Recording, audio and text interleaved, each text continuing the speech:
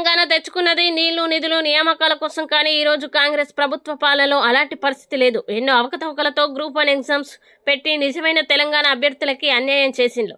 నవీనాచారి, తెలంగాణ జాగృతి ప్రధాన కార్యదర్శి.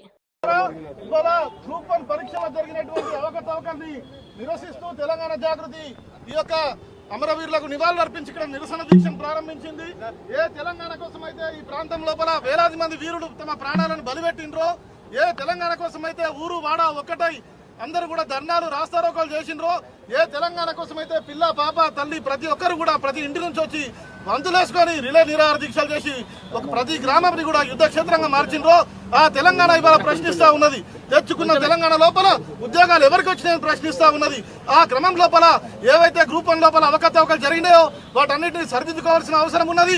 ఎందుకంటే మన తెచ్చుకున్నటువంటి నీళ్లు నిధులు నియామకాల్లో జరిగినటువంటి పెద్ద లోపం ఏదైతే ఉన్నదో దాన్ని సరిదిద్దుకోకపోతే భవిష్యత్ తరాలు కూడా నష్టపోవాల్సి ఉంటుంది. కాబట్టి వేలాది మంది యువకులు విద్యార్థులు ఈరోజు ఈ ఉద్యోగాల కోసము ప్రభుత్వ ఉద్యోగాల కోసం తెలంగాణ ఏదైతే వస్తుందని కొట్లాడినో అది ఇలా ప్రశ్నార్థకంగా మిగిలింది. కాబట్టి దానికి నిరసనగా గ్రూప్ 1 ఉద్యోగ పరీక్షలు ఏదైతే జరిగినాయో దాన్ని తక్షణమే రద్దు చేసి మళ్ళీ పకడ్బందీగా ఎలాంటి లోపాలు లేకుండా నిర్వహించాలన్న డిమాండ్తో ఈ యొక్క దీక్షను కవిత గారి ఆధ్వర్యం లోపల తెలంగాణ జాగృతి నిర్వహిస్తా ఉన్నది.